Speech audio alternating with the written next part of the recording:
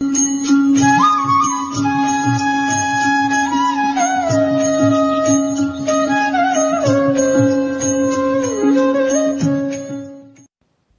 சாய்ராம்.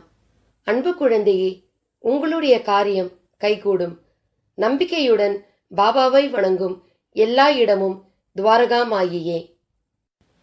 பாபாவை தவிர வேறெதிலும் நாட்டமில்லாத பக்தர்களாலேயே இது உணரப்படும்.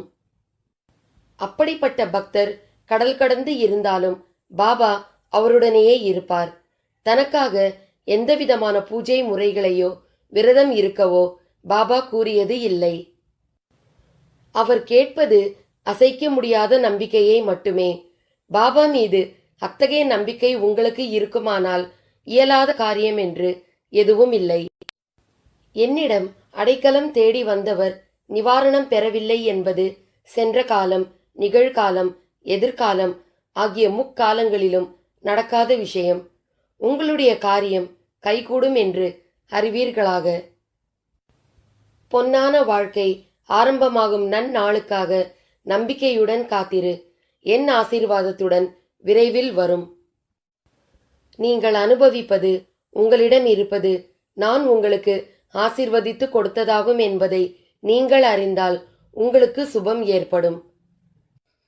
உன் வாழ்க்கையில் சில நினைவுகள் மனதில் வடுவாய் அமர்ந்து ஆழ்ந்து அழுத்தி மேலும் சிந்திக்க விடாமல் வேதனை என்னும் படுகுழியில் தள்ளி உன் வாழ்க்கையில் நீ முன்னேற வேண்டும் என்ற எண்ணத்திற்கு அது தடையாய் இருப்பதனால் திக்கு தெரியாமல் குழம்பி போய் இருக்கிறாய்.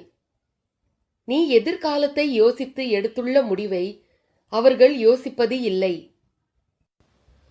நீ அவர்களை காயப்படுத்தினாய் என்பது மட்டும்தான் அவர்களுக்கு புரியும். அவர்களுக்கான சூழ்நிலை புரிந்துதான் முடிவை நீ எடுத்தாய் என்பது அவர்களுக்கு புரியாது. அதை எதிர்பார்த்தால் கடைசியில் நீதான் காயப்பட்டு நிற்பாய்.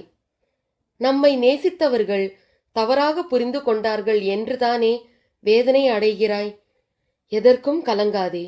உன் சாயப்பா உனக்காகத்தான் இருக்கிறேன். உன்னை நிச்சயம் முன்னேற வைத்து வெற்றி பெற வைப்பேன். என்னை நம்பு. பொறுமையாக இரு. எல்லாவற்றையும் கடக்க நான் உதவுகிறேன். உன் மனதை மட்டும் என்னிடம் நிறுத்தி அமைதியாக இரு. பிறகு உனக்கு நடப்பவை எல்லாம் நல்லதாகவே நடக்கும். அதற்காக நான் உன்னுள் இருக்கும் பக்தியை கண்டு வியக்கிறேன். உன் அன்பை உணரும் அந்த நிமிடங்கள் என் கண்களில் இருந்து ஆனந்த கண்ணீர் வருகிறது. சாயப்பா என்றால் உயிராய் நினைக்கும் என் குழந்தை, என் மீது பக்தியும் பாசமும் செலுத்துகிறாய். உன்னிடம் உன் சாயப்பாவாகிய நான் எதிர்பார்ப்பது இன்னும் கொஞ்சம் பொறுமையாகவும் நம்பிக்கையுடனும் மேலும் சில காலம் காத்திரு. உனக்கான பரிசை உன் சாயப்பா நிச்சயம் தருவேன்.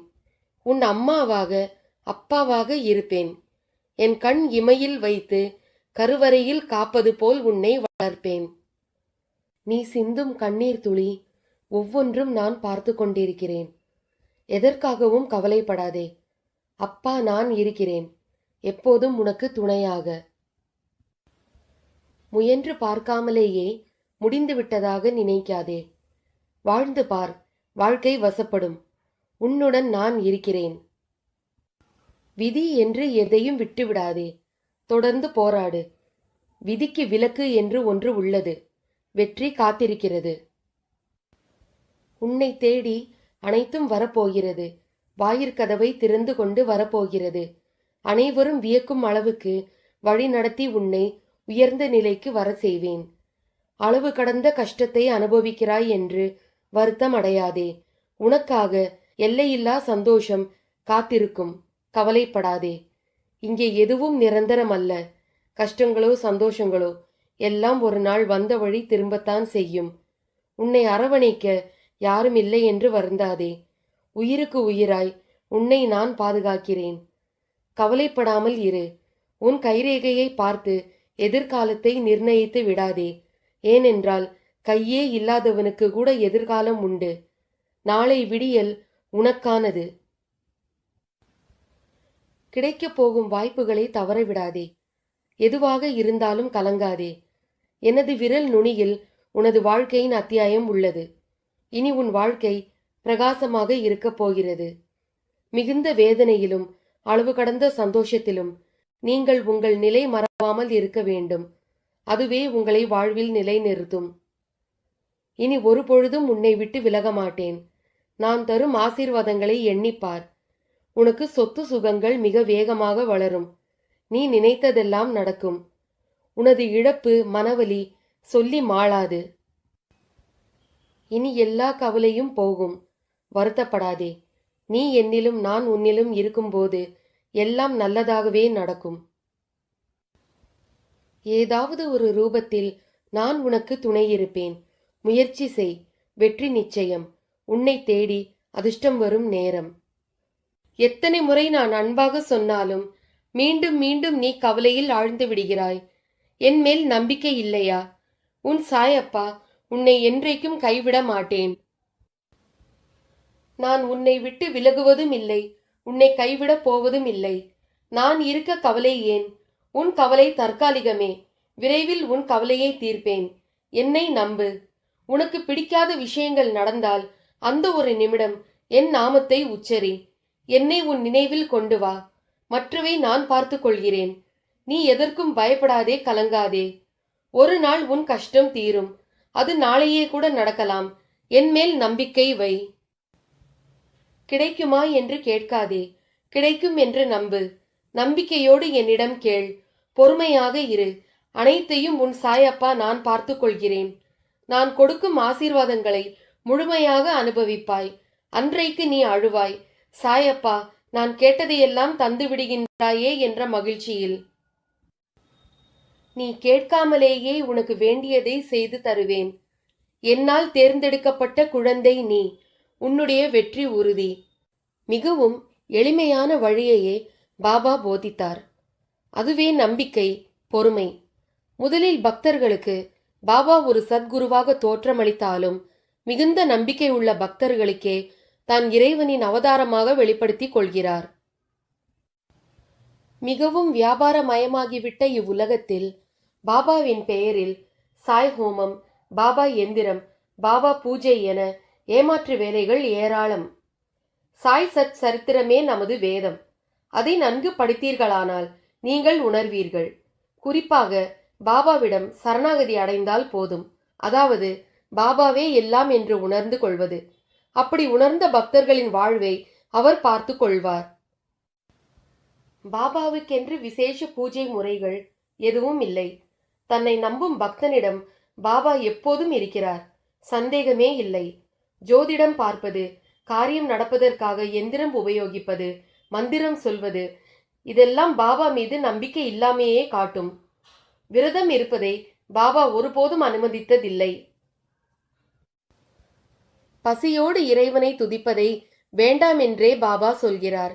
இப்போது கடைகளில் கிடைக்கும் சாயி விரத புத்தகங்களில் உண்மையும் இல்லை, பாபாவிற்கு விருப்பமும் இல்லை. பாபா கூறியதன் அடிப்படையில் பக்தர்கள் நமக்கு அருளிய மந்திரம் சாயி சாயி மட்டுமே. இதை உச்சரிக்கும் இடத்திலெல்லாம் பாபா வாசம் செய்வார் என்பது அவரது உறுதிமொழி. வேறு மந்திரம் எதுவும் இல்லை. பாபாவை ஒரு குறிப்பிட்ட கோவிலில் மட்டுமே மிகவும் சக்தி படைத்தவராக சிலர் முயற்சிக்கின்றனர். உண்மை அதுவல்ல. பாபா 3.5 அடி உருவம் அல்ல, எங்கும் நிறைந்துள்ள இறை அவதாரம். சத்குருவே, நீங்கள் என்னை பக்குவப்படுத்தி கொண்டிருக்கிறீர்கள் என்பதை எப்போது நீங்கள் உணர வைக்கிறீர்களோ அப்போதுதான் என்னால் உணர்ந்து கொள்ள முடிகிறது. முன்னெல்லாம் விதிக்கப்பட்டது விதிக்கப்படாதது என்பதன் வித்தியாசங்களை நான் அறிந்தவன் அல்ல. எனது கர்ம வினைகளின் விளைவுகளான இன்பங்களையும் துன்பங்களையும் அனுபவிக்கும் கடமைகள் என்ற விதிக்கப்பட்ட வாழ்வின் பயணத்தில் இன்பமும் துன்பமும் மாறி மாறி வருவதை புரிந்து கொள்ளாமல் நெய்யின் தாரை போல இடைவிடா இன்பத்தை தேடி எனக்கென விதிக்கப்படாத எனது கடமைகளுக்கு உட்படாத நிகழ்வுகளுக்குள் எல்லாம் என்னை திணித்து கொண்டு மீள முடியாத வலை பின்னல்களுக்குள் சிக்கி தவித்து எனக்கான கடமைகளை பூரணம் செய்ய முடியாது கலங்கி நின்றபோது வலை வீசுபவனை பார்த்து கொண்டிருந்த ஒருவர் தான் வீசிய வலையினுள்ளே தானே சிக்கிக்கொண்ட ஒருவனை மீட்க முடியும் என்பதை போல தானாக வந்து தத்தளிக்கும் என்னை அந்த வலை பின்னல்களுக்குள் இருந்து மீட்டு மீண்டும் கடமைகள் என்ற விதிக்கப்பட்ட பாதையில் சேர்த்திருக்கிறீர்கள்.